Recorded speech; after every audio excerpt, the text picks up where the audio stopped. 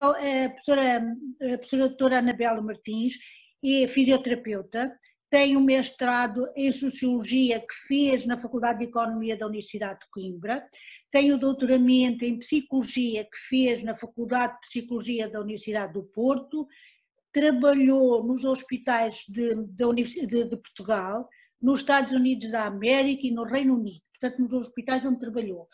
Atualmente é docente da Escola Superior de Tecnologia da Saúde de Coimbra e daí o nosso convívio, a nossa amizade e o conhecimento que eu tenho dela, e é autora de portanto tem um currículo vasto que eu vou abreviar um bocadinho, é autora de 2 livros, de 15 capítulos, de 190 publicações, é investigadora do Instituto de Investigação do Instituto Politécnico de Coimbra, I2As, é colaboradora da Organização Mundial de Saúde, em vários projetos e consultora no Alerta, que é Life Science Computing and Sensing Future Technologies, e em 3 projetos. Portanto, isto assim abreviando um bocadinho, penso que já dá uma ideia do que é a professora Anabela. E agora eu passo-lhe a palavra. Como o desafio que me foi lançado foi para falar em algo que pudesse aliar o envelhecimento e as tecnologias, nada como associá-las numa perspectiva de falar da vantagem, por exemplo, que as tecnologias nos podem dar para nos permitir envelhecer de uma forma mais independente. E, muito sucintamente, isto mais até por uma questão de enquadrar os vários tópicos que eu me propus falar, vamos passar aqui, digamos, por temas como, muito rapidamente, pelo envelhecimento demográfico, o envelhecimento ativo e saudável e sustentável, o que é isto, que conceitos são estes, será que fazem sentido na nossa forma de pensar, nas nossas crenças pessoais ou mesmo sociais? Será que houve antes da tecnologia? Ou seja, nós hoje estamos a falar em tecnologia como se fosse algo novo, mas quando é que nasceu a tecnologia ao serviço do corpo, ao serviço das pessoas, ao serviço da saúde?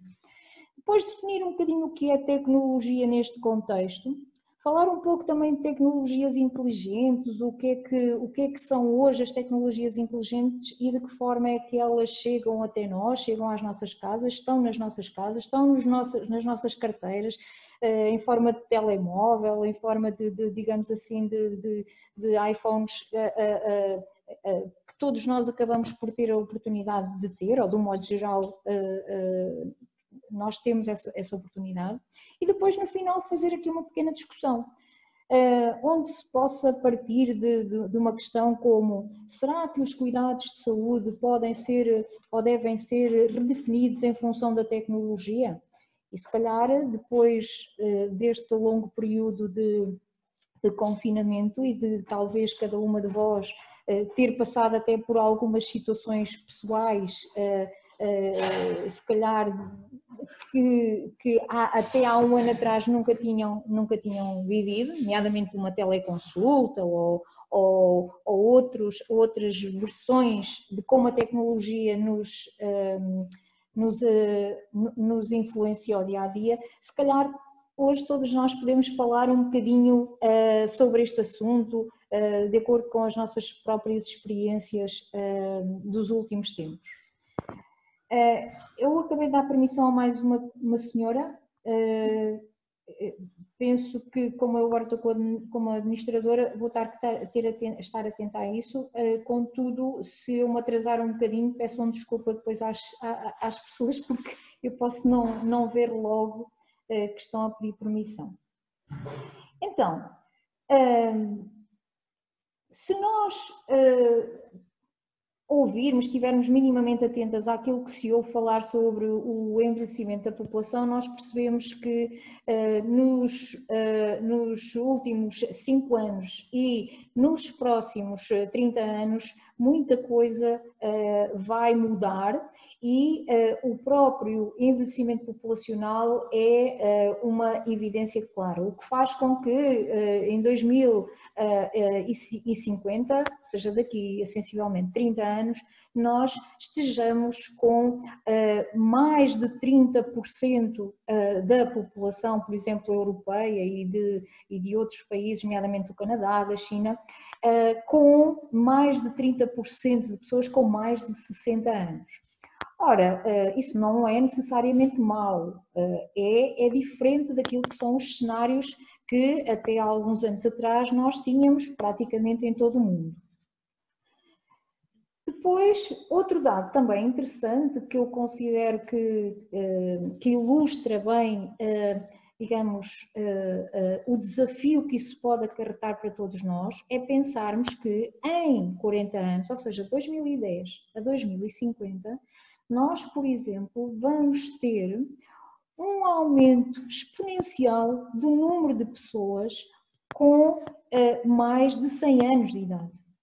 E isto obviamente aqui pode haver várias opiniões, mas e há quem diga isso é mau ou eu não gostava, mas também há quem diga que nós experienciamos isso, vemos todos os dias praticamente na comunicação social alguém completou 100, 105, 110, 117, penso que foi que é atualmente a idade mais, a pessoa com a idade mais avançada. Não estou a dizer isto com certeza porque são coisas que eu também não fixo, mas tenho ideia que há pouco tempo vi um 117, mas na verdade ter em 20 anos um crescimento de mais de 1000% de pessoas com 100 anos é na verdade interessante. Eu não digo preocupante, pode ser preocupante se nos colocarmos num determinado ângulo de visão e todos nós sabemos que do ponto de vista social, do ponto de vista económico, obviamente que pode ser preocupante, no entanto eu nem lhe vou chamar preocupante, nem vou chamar, digamos assim, nada que na verdade seja mais que um desafio. É um desafio e todos nós nos temos que ir adaptando e todos nós e sistemas e serviços e políticas também têm que ir adaptando a essa realidade. É uma estimativa, mas é uma estimativa que provavelmente não vai ficar muito longe destes valores, uma vez que atualmente os estudos demográficos são muito sólidos e permitem-nos fazer, digamos assim, estes planeamentos e estas estimativas. Há aqui um outro aspecto que eu gostaria muito de discutir convosco, também não é novidade, não estou aqui a trazer nada de novo, provavelmente, mas gostava só de vos localizar aqui um aspecto interessante no que diz respeito digamos assim, aos países europeus. Isto é só uma referência dos países europeus, já de 2015, numa base de dados da Eurostat de 2015, em que Portugal eu destaquei aqui para analisarmos aqui um aspecto, é que atualmente a sociedade não está apenas a envelhecer. A sociedade está a envelhecer, mas é importante percebermos como é que ela está a envelhecer. Se está a envelhecer, digamos assim, passa a expressão, carregada de comorbilidades, ou seja, com doenças crónicas, com incapacidade, ou se até, digamos assim, apesar de estar a envelhecer, nós conseguimos manter-nos, digamos, dentro de uma atividade do dia-a-dia aceitável. E, por exemplo, Portugal, na verdade, está um bocadinho acima da média da OCDE, quando nós, por exemplo, percebemos que a população com mais de 65 anos portuguesa tem efetivamente algumas limitações ao nível das atividades da vida diária. Não é propriamente estranho. Porquê? Porque ao longo do nosso processo de envelhecimento nós vamos perdendo algumas capacidades provavelmente capacidades para fazer coisas mais exigentes do ponto de vista do nosso corpo, da força, do próprio equilíbrio, da nossa destreza, da nossa capacidade cognitiva, etc. Contudo, hoje é mais fácil, ou temos mais, digamos, visão para tentar retardar o mais possível essas consequências ou essa incapacidade. E a tecnologia e é isso que eu gostaria também depois no final falarmos um bocadinho sobre isso, é exatamente uma forma de colmatar essas dificuldades. Porquê? Porque Portugal fica um bocadinho além daquilo que era, ou que é a média europeia no que diz respeito às limitações de atividades. Porquê? Porque nós temos sensivelmente 30% das pessoas com mais de 65 anos com limitações fortes, limitações severas da sua capacidade, das suas capacidades do dia a dia. Ou seja, e olhando um pouco para vós e conhecendo um bocadinho, assim genericamente, as atividades de instituições como a ANAI e das pessoas que participam, digamos assim, nas atividades e entidades como a ANAI, nós percebemos que são provavelmente a franja da população com mais de 65 anos, mas ativa do ponto de vista cognitivo, ativa do ponto de vista motor, ativa do ponto de vista social, etc. Mas provavelmente não são representativas da população com mais de 65 anos, por exemplo, nacional ou mesmo europeia. Agora, pensar que 30% das pessoas com mais de 65 anos têm restrições severas das suas atividades do dia-a-dia já é preocupante. Na verdade, ao longo das últimas décadas, o processo de envelhecimento da população mundial está também associado a um outro aspecto também emergente nas últimas 3, 4 décadas, que é o aumento das doenças crónicas. E porquê é que nós podemos hoje falar de um aumento de doenças crónicas? Porque, na verdade, é mais fácil hoje contornar a doença, controlar as próprias doenças, e as pessoas vivem mais tempo com doença que, por isso mesmo, se designam de crónicas. Se até aos anos 50, 40, 50 e até 60, Portugal também até 60, as doenças crónicas acabavam por não ter uma expressão muito grande. Porquê? Porque era provável que as pessoas não atingissem uma idade tão avançada e, consequentemente, uma doença que surgisse, a probabilidade de haver uma mortalidade associada a essa doença era grande. Atualmente não. As pessoas vivem com doenças crónicas, eu até diria assim, com coleções de doenças crónicas. A grande maioria da população portuguesa e mundial, a partir de determinada idade, a partir dos 50 anos de idade, apresenta uma coleção de doenças crónicas controladas do ponto de vista clínico, mas com grande impacto ao nível da funcionalidade, ao nível da independência, da autonomia da pessoa. E é aqui então que o desafio para as tecnologias virem, digamos assim, compensar algumas dessas dificuldades surge. A professora Cristina, já agora eu vou interromper aqui só, fazer um parentezinho só para perguntar se está tudo bem, apesar de eu não estar a ver se está tudo bem, se querem colocar alguma questão, se eu estou a ser, se me estou a fazer entender, sim? Sim. Ok. Também só vejo 3 pessoas, mas penso que sim.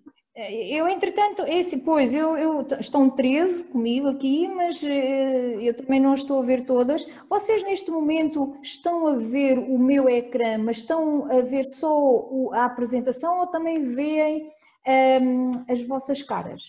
Eu tenho ecrã total, portanto vejo a apresentação e do lado vejo as pessoas, claro que algumas subir e descer verei o resto, não é? Porque só cabem umas 9, não é? Mas se eu descer, vejo os restantes, depois de subir, vejo as outras, como é habitual. Ok, pronto.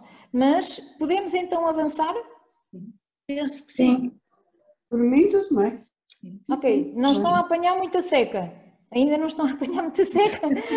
Ainda De não. maneira nenhuma, Ainda de não. maneira nenhuma. Exatamente.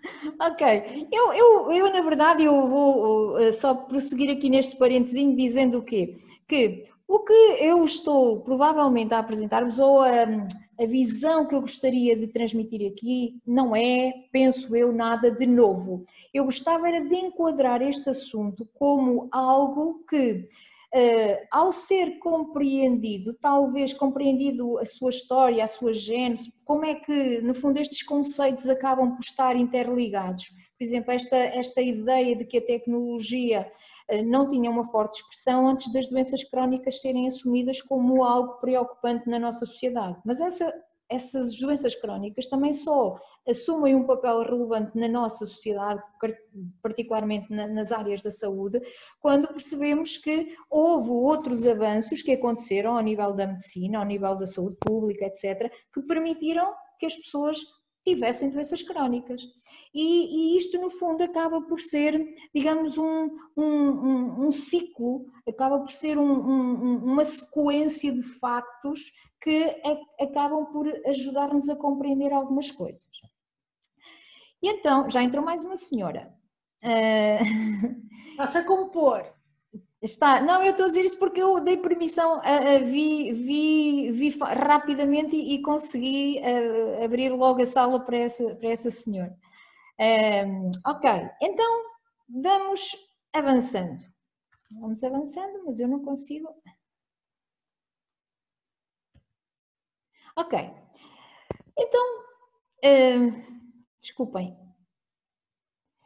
Eu gostaria então de enquadrar aqui um bocadinho a questão da tecnologia e de vos dizer assim, do ponto de vista histórico, e eu gosto muito de estudar estas questões também do ponto de vista sociológico, do ponto de vista histórico, até a primeira parte do século XX, o corpo humano, seja feminino ou masculino, ocupava um lugar muito distinto à tecnologia, ou seja, o protótipo de corpo perfeito, ou o corpo, digamos assim, digamos saudável, etc., era um corpo que não tinha subterfúgios, não tinha, digamos, grandes artefactos, contudo, nem, digamos, as coisas, apesar do ponto de vista de corpo real ser assim, no final do século XX,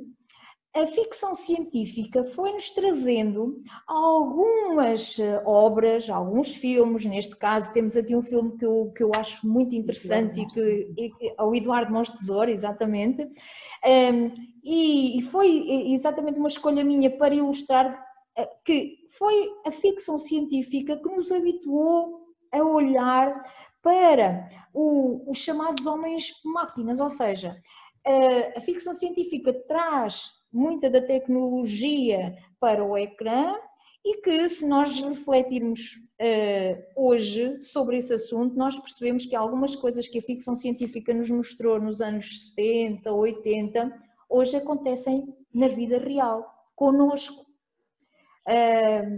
Não digo umas mãos de tesoura como estas, não é? Mas muitas próteses, muitas ortóteses, partes da mão, que na verdade, por exemplo, como esta imagem que vocês aqui veem, em que este dedo, o dedo, este bocadinho, esta extensão de dedo, é um dedo que em tudo se iguala do ponto de vista de aspecto à mão humana e é nada mais nada menos que uma prótese de um dedo. Ou seja, aquilo que nós estávamos habituados a ver na ficção científica, hoje vemos-la no real.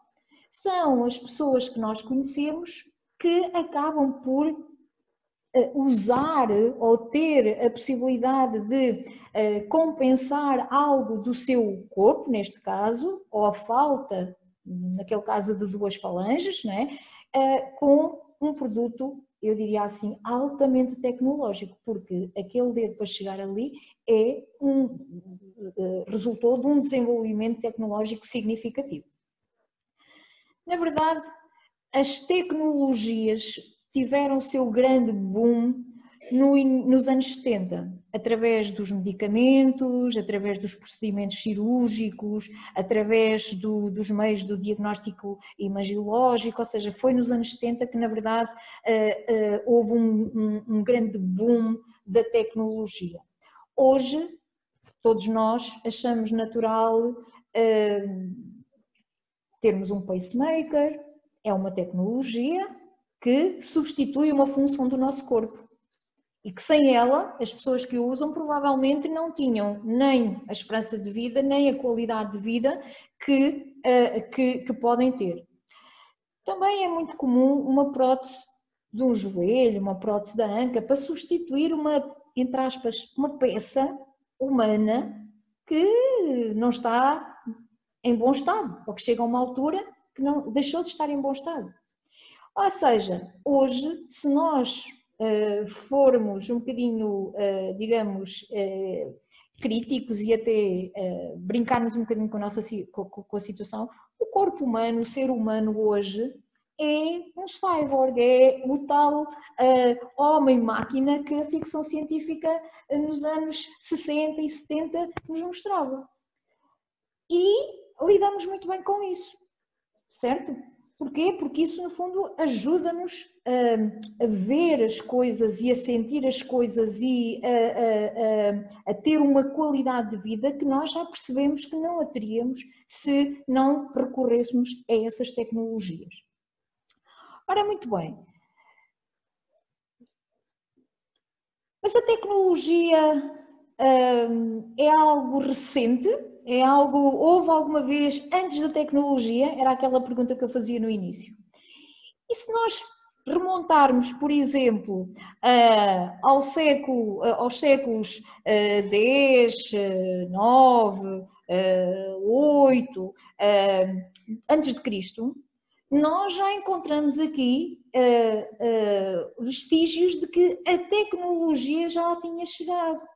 Esta é uma múmia feminina e que, por falta de um dedo, provavelmente, não sei exatamente em que extensão, mas nós conseguimos ver aqui alguns digamos, dedos, isto é uma múmia, mas o quinto, quarto, terceiro e segundo dedo estão lá. O primeiro dedo, ou o dedo grande do pé, é uma prótese. Claro, uma prótese muito rudimentar. Se hoje nós fôssemos procurar uma prótese para este problema, e há várias pessoas, por exemplo, por sequelas da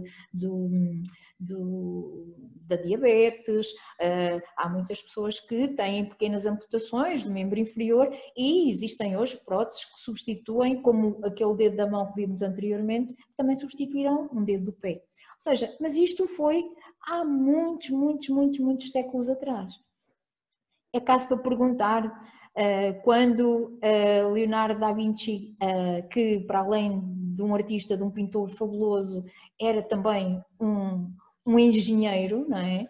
Será que ele, quando criou, quando pintou este quadro da criação de Adão, não poderia já ter pensado também em alguma coisa, mas não teve se calhar muita coragem de o pintar? Isto obviamente é uma brincadeira, mas é uma brincadeira que hoje no fundo se questiona bastante, porque a tecnologia não é efetivamente nada novo. Claro que o aparato tecnológico que nós hoje conhecemos é efetivamente moderno, recente, mas a tecnologia veio da matemática, da engenharia, do desenho, e tudo isso tem, digamos assim, séculos de existência. E então, agora falar um bocadinho de conceitos associados ao envelhecimento. Nós falamos muito hoje do envelhecimento ativo, do envelhecimento saudável, do envelhecimento sustentável.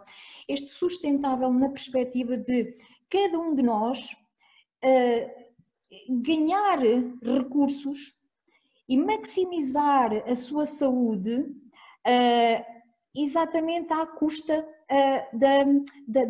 de potenciar as suas capacidades. Ou seja, hoje a saúde não é apenas a ausência de doença ou mesmo aquela questão do bem-estar biopsicossocial.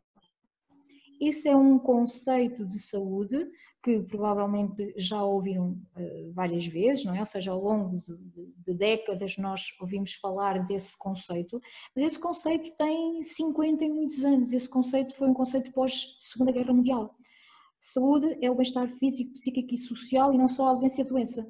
E nós hoje dizemos, isso é o conceito de saúde. Não é só a ausência de doença, como antes dizia. Sim, mas isto, o marco da mudança desses dois conceitos foi a Segunda Guerra Mundial. E nós já estamos no século XXI.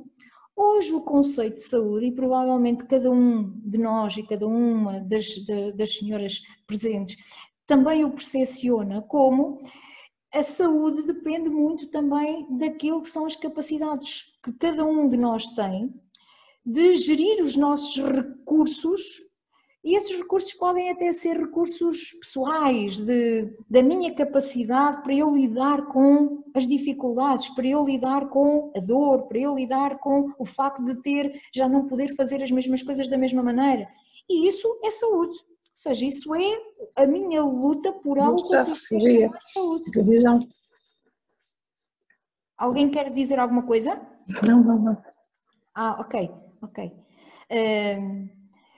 Ora, então, o envelhecer ativamente, de forma saudável e de forma sustentável, exige exatamente aqui um conceito, a presença de um conceito que, desde a Organização Mundial de Saúde, à Comissão Europeia, às próprias políticas para o envelhecimento ativo, vários autores, várias bases de dados que estudam muitas abordagens para digamos, continuarmos a investir no envelhecimento ativo, saudável, sustentável e que se designa de participação social. Hoje em dia não se consegue aliar o envelhecimento de algo que é a participação, ou seja, o ser é mais do que um corpo que tem problemas, ou que pode ter problemas ao nível das suas estruturas, das suas funções e consequentemente ter doenças, mas elas são crónicas, elas são facilmente hoje controladas, com medicação, com procedimentos cirúrgicos, com uma prótese,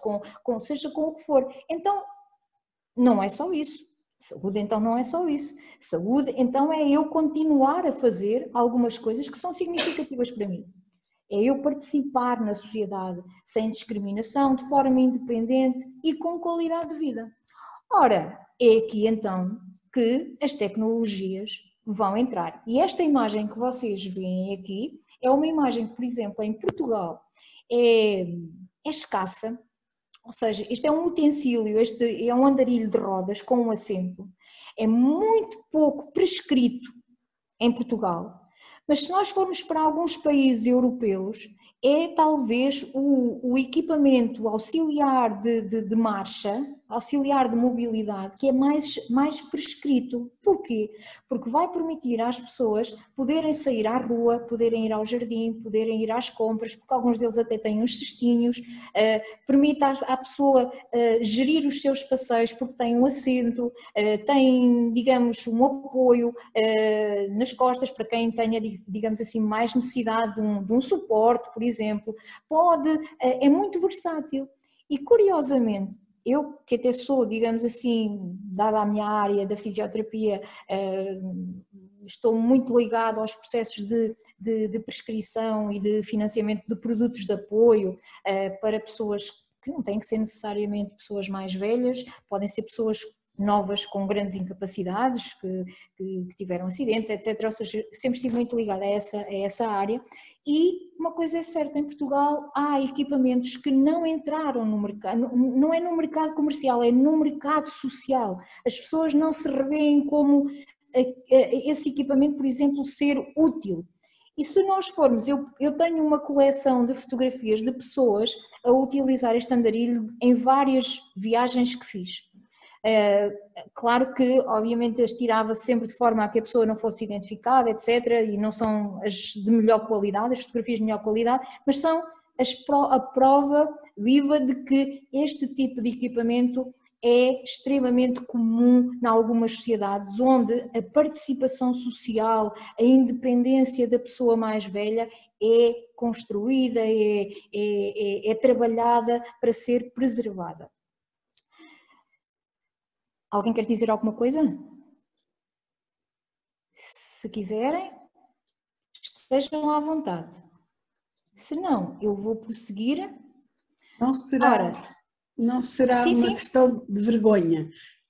Muitas vezes é uma questão de vergonha, do reconhecimento de que preciso disso. Eu, por exemplo, tive um pai amputado que nunca consegui que saísse à rua de cadeia de rodas. Não é? Uhum. Eu por acaso tenho pena de... Eu estive aqui a ver se conseguia perceber quem é que estava a falar, mas não consegui. Eu tenho um problema com a câmara, de maneira que desliguei. Está sem câmara. Ok. Tenho câmara, mas de facto não está a funcionar muito bem. Não sei o que é que se passa aqui com o computador. Mas sinto que muitas vezes há aqui uma... mas agora eu estou a ouvir a senhora. Estão a ver. Há aqui uma parte de facto de social, no fundo social, a vergonha, o reconhecimento perante os outros de que necessito, etc., que também inibe um pouco.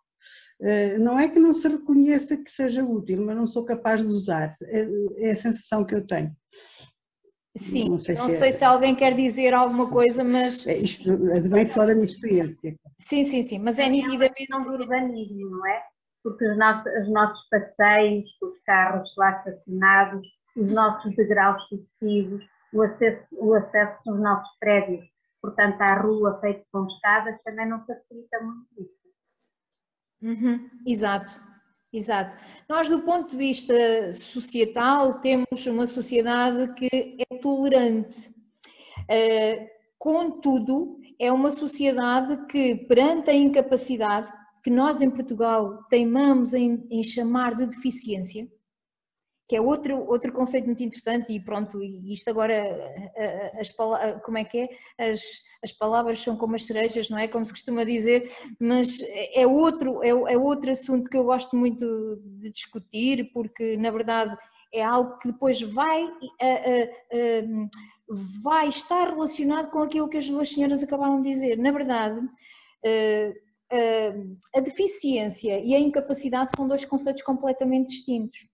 E quando vulgarmente a nossa sociedade usa o conceito de deficiência, ela está a falar, ou deveria falar de incapacidade e não de deficiência. Embora isto precise ser muito bem explicado para a pessoa, para se compreender porque, por exemplo, neste caso, porque eu esteja a dizer isto.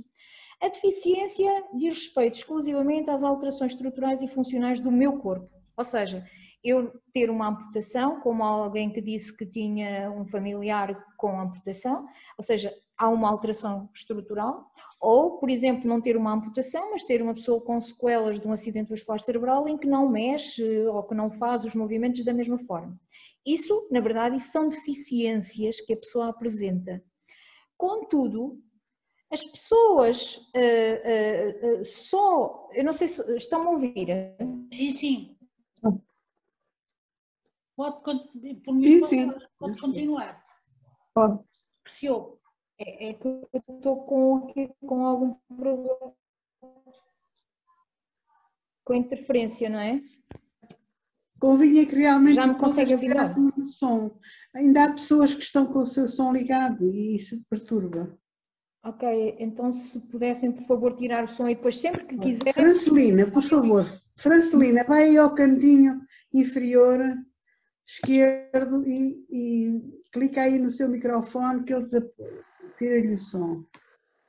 Ok, eu estava a dizer, mas também sem me querer desviar muito, mas a incapacidade, por exemplo, uma pessoa com incapacidade pode ser porque ela apresenta deficiências, mas também pode ser porque, na verdade, ela não tem um produto de apoio que ajuda a colmatar essas deficiências.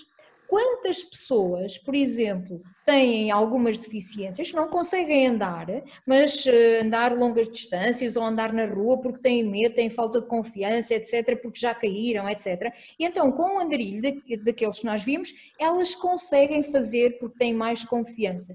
Ou seja, essas pessoas não têm propriamente uma deficiência, podem ter um receio, podem ter um medo, e isso é que as leva a, digamos, deixar de fazer essas atividades.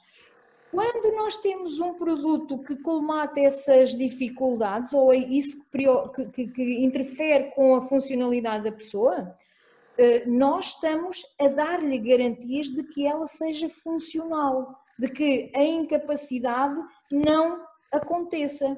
A incapacidade pode depender mais do meio físico do que propriamente da deficiência que a pessoa tem. É isso que às vezes é importante esclarecer.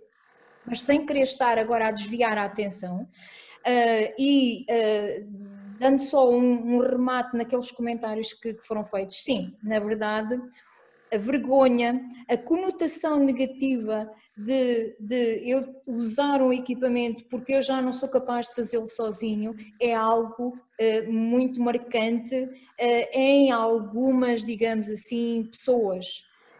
E às vezes eu até digo pessoas e familiares, ou seja, muitas das vezes são também, não é a própria pessoa, porque a própria pessoa até percepciona que aquilo a ajuda, mas depois o meio, o seio onde ela está, ou o grupo de amigos, ou o grupo de colegas que ela, por exemplo, pode trabalhar, aquilo tem, digamos assim, uma conotação de que ela já não é capaz e ela acaba por evitar de o fazer.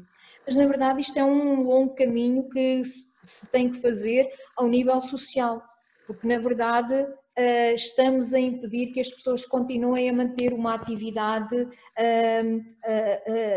e que preservem as suas atividades, aquilo em que elas participavam. Na verdade, hoje em dia as tecnologias permitem-nos dar resposta a todas as limitações que nós temos. Há milhares de tecnologias e em Portugal nós inclusivamente vivemos num país que a tecnologia de apoio é financiada 100% quando a pessoa efetivamente tem uma condição de saúde que pode beneficiar com um produto de apoio, seja ele uma cadeira de rodas, seja ele um andarilho destes, seja ele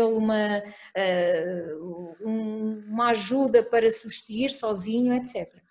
Ou seja, as tecnologias hoje, e é isso que eu gostaria muito de conseguir transmitir aqui, as tecnologias hoje são vistas e devem ser vistas sempre como um prolongamento das minhas capacidades. E quando parece que já não somos capazes de fazer alguma coisa, há sempre uma tecnologia, até pode ser uma tecnologia muito rudimentar, não tem que ser algo muito sofisticado e que nos vai permitir compensar aquilo que nós não somos capazes de fazer sem essa tecnologia. Na imagem, nós temos aqui uma senhora com um prato na mão. Atualmente é muito comum, por exemplo, nós termos no nosso dia-a-dia sensores que nos permitem, por exemplo, não nos esquecer de retirar a comida do forno ou um outro, digamos assim, algo que esteja a ser confeccionado. Porquê? Porque existem, como vocês sabem, os relógios, digamos assim, os relógios de cozinha que conseguem dar-nos aquele sinal, ok, já está pronto. Agora imaginem o que são esses relógios, entre aspas, associados a várias tarefas do dia-a-dia de cada um de nós. Os sensores, existem hoje muitos sensores que podem ser utilizados em utensílios, que podem ser utilizados no próprio corpo, ou seja, através de um telemóvel, etc., que me sinalizam quando eu estou em risco ou que me sinalizam ou que me dão um alerta quando eu preciso de alguma coisa ou de me lembrar de alguma coisa. Isso é, digamos assim, a tecnologia de que podemos estar aqui hoje a falar. Vamos avançando, porque senão isto depois começa a ficar cansativo e maçador, e dizer assim, então o que é efetivamente tecnologia? O que é que, quando nós estamos a falar de tecnologia, estamos a falar de quê? Nós estamos a referir a produtos ou mesmo a contextos organizacionais. Hoje nós temos as casas inteligentes, já lemos isso, ouvimos falar disso. As casas inteligentes, ou seja, são espaços que podem estar organizados e estruturados de forma a facilitar a nossa vida. Nós hoje temos um interruptor que nos permite aumentar, abrir e fechar uma janela ou um store, não é? Ou temos um comando à distância, o que pode ser efetivamente muito vantajoso para alguém que tenha problemas de mobilidade e que, se não tivesse esse recurso, provavelmente ficaria muito mais privado de abrir uma janela ou ir à varanda ou fazer algumas coisas, digamos assim, que pudessem pôr em causa a sua segurança ou a sua independência. Então, para que fique claro, a tecnologia hoje em dia não é apenas um equipamento, é o equipamento e um contexto, ou seja, para que é que ele serve e como é que ele pode funcionar, que articulações é que podem acontecer daquele equipamento com, por exemplo, o nosso dia-a-dia. As tecnologias mais tradicionais, por exemplo, relacionadas com a mobilidade, podem ser uma bengala, mas, por exemplo, uma bengala com luz que permita à pessoa que tem, digamos assim, alguns problemas de visão, sempre que andar com a bengala, ter a possibilidade de ligar um interruptor e essa bengala ter luz, provavelmente é algo que para algumas pessoas é facilitador da sua atividade, do seu dia-a-dia, da sua mobilidade, por exemplo. A mesma coisa com os chamados andarilhos, neste caso de rodas, como já vimos anteriormente, ou seja numa atividade do dia-a-dia apenas para se deslocar, para ir fazer compras, seja inclusivamente numa atividade de lazer. Ou seja, aquela imagem que vocês veem num campo significa que aquele andarilho é um chamado andarilho todo-terreno, em que naquele espaço verde, de jardim, provavelmente não regular, com um chão não regular, existem hoje formas de nós podermos manter essa atividade das pessoas. Porquê? Porque existem andarilhos que lhe podem dar esse apoio. Claro que voltamos outra vez, ou podemos ter sempre a bater na nossa cabeça aquela questão, mas socialmente nós temos vergonha, ou não queremos fazer, ou achamos que se fizermos isso gostávamos muito de fazer aquilo, mas sem ajuda, porque com ajuda não é a mesma coisa. Ok, nós vamos ter aqui sempre, digamos, um conjunto de crenças, um conjunto de expectativas de cada um de nós, que pode ser mais difícil ou menos difícil de alterar. Mas a verdade é que isso tem muito a ver com a nossa motivação para aceitar as mudanças na nossa própria vida. E sejam estas, não é? Sejam outras mudanças que podiam existir ou que poderiam já ter existido quando nós tínhamos 20 anos ou quando tínhamos 25. Isto não tem propriamente a ver com idade, isto tem a ver com muitas vezes características da nossa personalidade, características das nossas vivências sociais, familiares, etc. Por exemplo, neste caso concreto nós estamos a ver aqui um transporte público acessível e aqui até era uma questão muito interessante, porque se nós virmos esta imagem superior, nós passamos de algo que é num país qualquer europeu para a nossa própria cidade de Coimbra, porque este autocarro que nós temos aqui é um autocarro da nossa cidade. Agora, a questão é, como é que este autocarro é utilizado? Quem é que o utiliza? É fácil utilizar, ou seja, é aqui que eu gostaria também de vos levantar então essa questão e do papel que cada um de nós tem no tornar acessível, digamos assim, as próprias tecnologias. Quando eu disse que a tecnologia não é só o produto, mas o ambiente organizacional é exatamente para vos mostrar a forma como aquele produto é utilizado, faz parte do processo tecnológico, ou seja, eu não me adianta ter um produto daqueles se ele não é rentabilizado do ponto de vista de quem precisa dele pode utilizá-lo. Eu sei que aqui em Coimbra este tipo de autocarro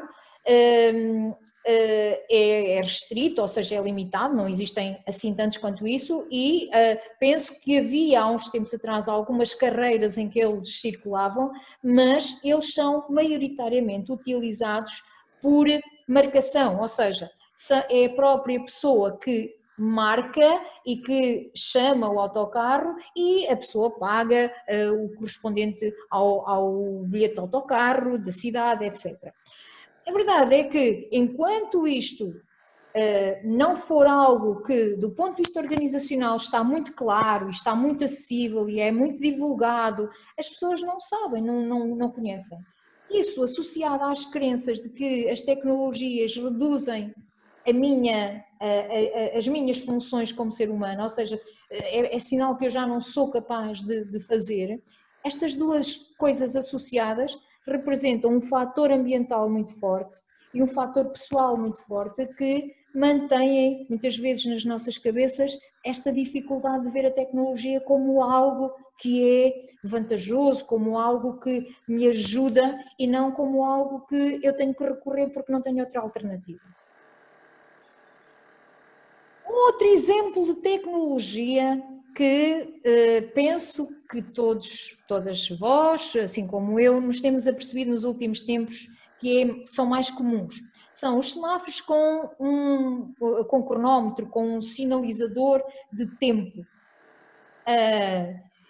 Esta é algo, digamos assim, esta evidência ou a presença destes semáforos é extremamente vantajoso para eu gerir a minha atividade de atravessar uma estrada. Por exemplo, eu se não souber quanto tempo é que um semáforo está aberto, provavelmente vou ficar mais receosa, tenho receio de não conseguir atravessar no tempo que está aberto, etc. Ou seja, o facto de eu introduzir, ou de se introduzir aqui um tempo, não foi propriamente porque alguém se lembrou, porque isto foi uma exigência do ponto de vista de muitas políticas para o envelhecimento ativo e saudável e até para pessoas com incapacidade, a integração de pessoas com incapacidade na sociedade. Porque, na verdade, este é um direito que todos nós temos, que é eu saber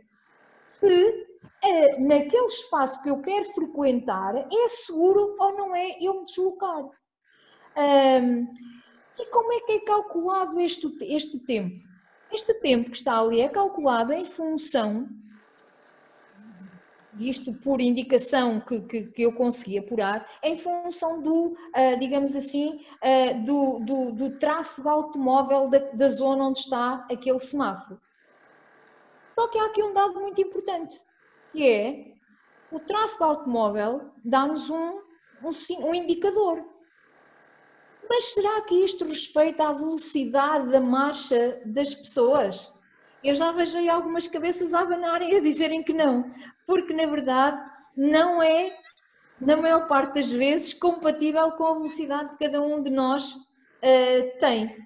Eu não sei, eu gostava muito, se isto depois pode tornar-se um bocadinho mais maçador, até porque já estamos a chegar às 5 horas e a Cristina tinha-me dito que era mais ou menos sensivelmente 1 hora, eu não sei, mas gostavam de colocar aqui alguma questão, fazer algum comentário?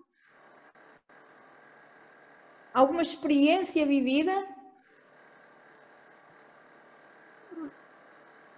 Por exemplo, mesmo em Lisboa, eu tenho lá uma casa muito perto da Praça da Alvalade, do Largo Santo António. O tempo que os semáforos estão abertos, e que tem a ver realmente com o tráfego automóvel, não é suficiente para alguém que tenha dificuldade de deslocação, quer usando um equipamento, quer mesmo tendo um caminhar mais lento. Uhum. É uma verdadeira aventura alguém atravessar nessas condições. É perfeitamente insuficiente o tempo. Exatamente. Mas sabe porquê? Provavelmente porque lhes falta a informação que eu tenho aqui, que eu vos coloquei aqui em cima, que penso que estão a ver. Sim? Uhum. Ou seja, quando nós temos uma velocidade de marcha inferior a 0,8 metros por segundo, há um risco de deambular na comunidade, ou seja, nos espaços públicos. E nós dizemos assim, então, mas e como é que nós podemos saber isso? Entre outras formas, existe um teste, que é o chamado teste de velocidade de marcha, que serve exatamente para aferir qual é a velocidade de marcha comum de cada pessoa. Nós, na área da fisioterapia e concretamente com a preocupação de conseguir avaliar corretamente a capacidade das pessoas, a capacidade do ponto de vista motor, funcional, este é um teste muito comum, mas tenho a certeza que há muito pouca utilização deste teste noutras áreas, nomeadamente num exame médico, assim como se faz o exame à visão, o exame da velocidade de marcha é fundamental. E depois, ainda menos, quando se faz o planeamento das cidades. Porque, por exemplo, nós sabemos que há zonas das cidades que são mais, digamos, frequentadas por pessoas com determinadas características, e podemos estar a falar em relação ao extrato etário, por exemplo, mas podemos estar a falar também em relação, por exemplo, à localização, ou seja, imaginemos que é uma zona universitária, que é uma zona onde existe um campus universitário, provavelmente as pessoas aí são diferentes das pessoas que frequentam outras zonas, ou seja, atualmente o planeamento das cidades é feito em função também da sua geografia, não só física, mas também da sua geografia humana. E este dado é muito importante. Quando todos nós que podemos fazer, que fazemos esse teste, conseguimos, e isto cada uma das senhoras pode fazer esse exercício, como um exercício simples pode fazer, não digo em casa, porque é preciso um espaço de pelo menos, eu diria assim, 20 metros em linha reta. E se o fizerem na rua, por exemplo, devem procurar um ambiente mais ou menos neutro, ou seja, com um piso seguro, e às vezes nós sabemos que a rua depois também não tem essas características, mas o teste é feito de uma forma muito simples, temos 20 metros e nós completarmos esses 20 metros e só cronometrarmos o tempo dos 10 metros centrais, ou seja, os 5 metros iniciais é para a aceleração, depois temos 10 metros que é o tempo de teste e depois temos outros 5 metros de desaceleração. E os 10 metros centrais que eu fizer, se eu demorar mais do que 7 segundos, provavelmente eu tenho uma velocidade aquém dos... Ai meu Deus, não faças barulho. Se baixar talvez, se colocar cortar o microfone, talvez... E só ligo ao microfone quando quiser falar. Eu estou a falar para a senhora... A Francelina. Sim, a Francelina que tem um nome, um pseudónimo de Inês Francisco, não é? Exato. Mas eu tenho aqui já está desligado o som. Mas o microfone não, é um microfone. Um microfonezinho que está no canto inferior. Ok. Então, prosseguindo, alguém quer colocar alguma questão ou podemos avançar? Só para mostrar então que era muito fácil nós fazermos um planeamento com base noutros dados, nomeadamente com as características da população, se pensarmos na velocidade de marcha média do utilizador daquele espaço, ou daquela área geográfica, etc. É óbvio que depois há sempre as margens de segurança, que são mais 2, 3, 4 segundos, mas isso depende muito da sensibilidade, digamos assim, de quem é responsável pelo planeamento das nossas cidades. E isto é tecnologia, atenção, tecnologia ao serviço do ser humano, tecnologia ao serviço do envelhecimento saudável, ativo e sustentável. Depois temos outra tecnologia que cada um de nós pode usar à sua, digamos, mais ou menos à sua medida. Nós temos as balanças. Porquê é que nós temos balanças em casa normalmente? Tradicionalmente, desde há muitos anos, nós temos balanças em casa. Para controlar o nosso peso, não só, e agora esqueci daquela questão que se calhar mais nos leva a usar a balança, mas vamos pensar numa questão de saúde. O controle do nosso peso é uma questão de saúde e hoje nós temos balanças, por exemplo, cada vez mais comuns, ou seja, eu se quiser controlar a minha própria saúde e criar, digamos, condições para ter, digamos aqui, um controle dos fatores de risco ao longo da minha idade, eu provavelmente posso ter a balança, posso ter um pedómetro que me conta os passos. Eu sei que todos nós hoje conseguimos facilmente identificar quais são as nossas metas para a nossa constituição física, para a nossa idade, para o nosso sexo, qual é, digamos assim, o número de passos recomendado.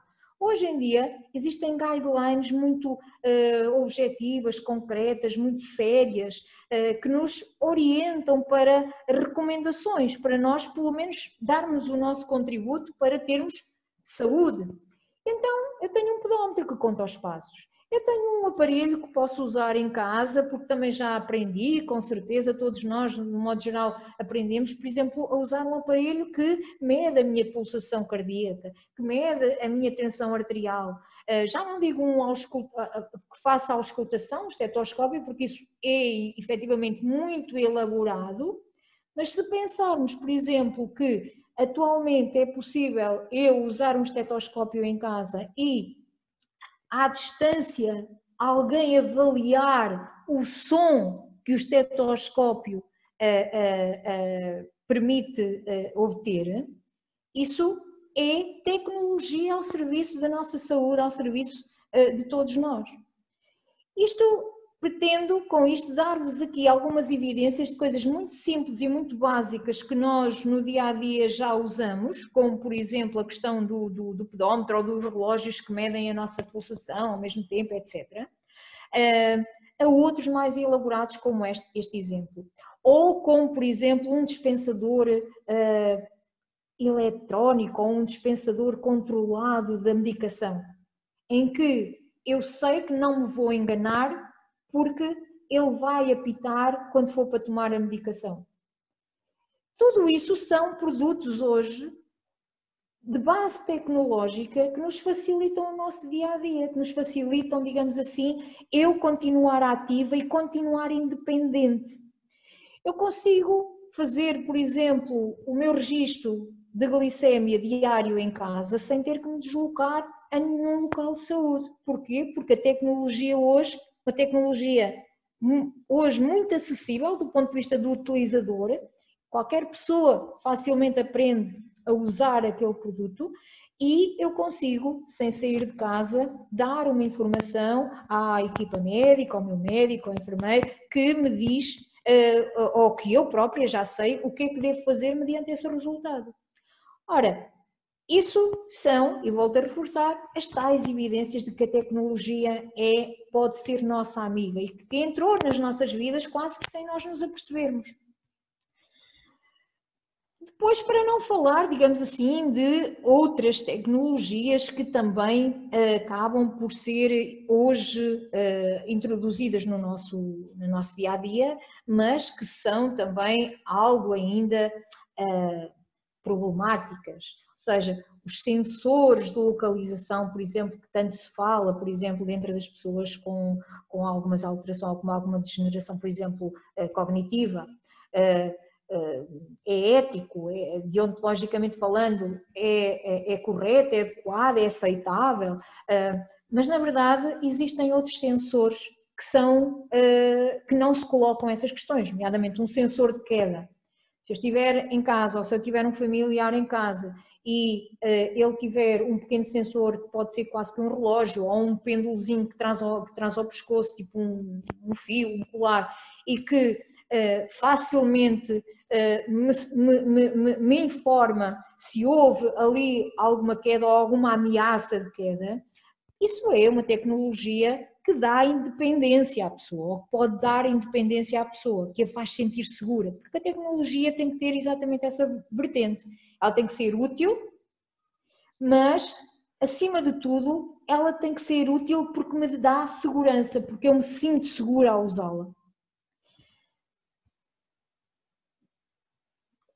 As tecnologias que nós hoje temos em casa e que nos podem pôr em contacto com locais de saúde, hospitais, centros de saúde, também são, na verdade, outras evidências em como nós hoje estamos rodeados de equipamentos que facilmente entram em nossas casas atualmente e que se calhar até há uma década atrás não saíam dentro de um hospital. Equipamentos como a oxigenoterapia, por exemplo, e a monitorização remota das pessoas que fazem ventilação assistida em casa, por exemplo, ou que fazem oxigenoterapia, tudo isso, felizmente para nós que não dependemos desses recursos clínicos, achamos que são situações em que a pessoa já, na verdade, está num estadio muito avançado de uma determinada doença, e isso é importante nessa perspectiva de doença, mas eu posso-vos garantir que há muitas pessoas que continuam a fazer as suas atividades, continuam a trabalhar, por exemplo, em casa, um trabalho remunerado, um trabalho serem ativas, porque têm a possibilidade de continuar a fazer a sua terapêutica enquanto estão a trabalhar. Esta questão do teletrabalho e da telemedicina, ou concretamente da minha área, da telereabilitação, ou seja, aquilo que a pessoa pode fazer em casa e que o terapeuta, por exemplo, pode acompanhar esse trabalho em casa, é de extrema importância porque dá independência, a sensação de independência da pessoa é hoje cada vez mais preservada, cada vez mais reconhecida pela própria pessoa, por cada um de nós. Provavelmente se eu colocasse, tivéssemos aqui muito tempo a discutir e vos colocasse essa questão, na verdade penso que, de um modo geral, a independência, a autonomia, a capacidade para tomar decisões, a capacidade para fazer as coisas que cada um de nós ainda deseja e quer fazer, sejam elas já da longa data que nós façamos, sejam coisas até novas, diferentes, que eu quero experimentar, tudo isso faz parte da vontade do ser humano e as tecnologias hoje permitem-nos também ultrapassar esses limites. Mas, e se calhar muito relacionado, e estamos a terminar, relacionado com aquilo que falaram há bocadinho, há características, ou existem características pessoais, intrínsecas a cada ser humano, que também nos vai, digamos, influenciar esta motivação que eu tenho para usar tecnologia. Eu posso achar que aquela tecnologia ou aquele produto de apoio, aquele andarilho, eu vou para a rua com aquilo e as pessoas, eu tenho vergonha porque as pessoas olham e até me podem questionar se eu já não sou capaz de fazer ou outras coisas, mas eu se tiver, digamos assim, uma visão positiva dos benefícios daquele produto, ou se tiver uma grande capacidade ou uma maior capacidade para me adaptar a novas situações, ou se tiver inclusivamente curiosidade, ou se tiver, digamos assim, aquela visão otimista, positiva da situação, eu conseguirei provavelmente superar aquilo que pode ser uma barreira à utilização, porque acho que os outros vão olhar, porque acho que a sociedade não está, digamos assim, muito preparada para me ver daquela forma, etc. Ou seja, que fique aqui no fundo claro que isto também é aquilo que eu gostaria muito de levantar aqui como questão de discussão, é também a ideia de que, na verdade, nós temos hoje cada vez mais recursos tecnológicos à nossa disposição, mas temos que ter aqui uma predisposição, ou então temos que encontrar aqui, no fundo, motivações para usarmos essas tecnologias e para as aproveitarmos tal qual elas se nos apresentam, porque elas são efetivamente tecnologias que nos capacitam. Quando as tecnologias, e isso também hoje eu sei que, e todas vós provavelmente com netos que não largam o telemóvel e que não largam os smartphones e os tablets, etc., e os jogos, etc., provavelmente também questionam às vezes, mas será que as tecnologias também não nos tiram capacidades? Será que também não, às vezes não substituem coisas que nós fazíamos antes? Será que o facto de eu ter algo que me está a resolver as questões sem eu fazer grande esforço também não me está aqui a anular ou a inibir algumas das minhas capacidades? E é aí então que a questão surge. A tecnologia deve ser utilizada de forma a que não seja substitutiva, mas sim que seja, digamos assim, uma forma que eu tenha de superar aquilo que eu hoje não sou capaz de fazer.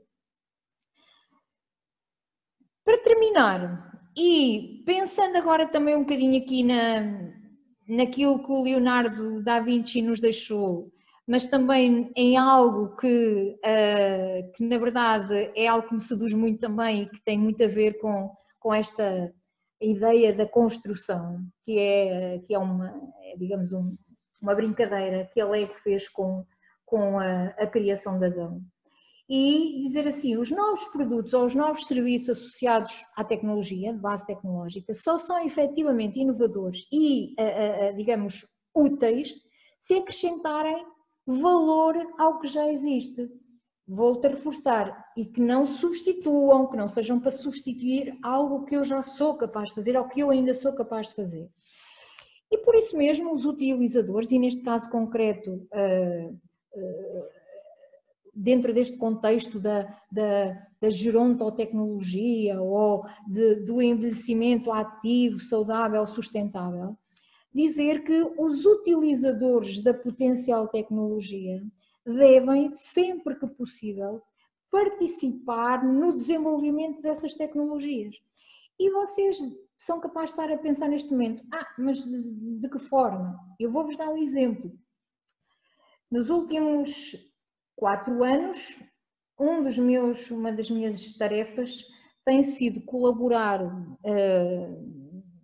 dentro da minha área, não é? Como fisioterapeuta associada, digamos, às tecnologias para a mobilidade, essencialmente, trabalhar com algumas empresas de base tecnológica, empresas com engenheiros, no sentido de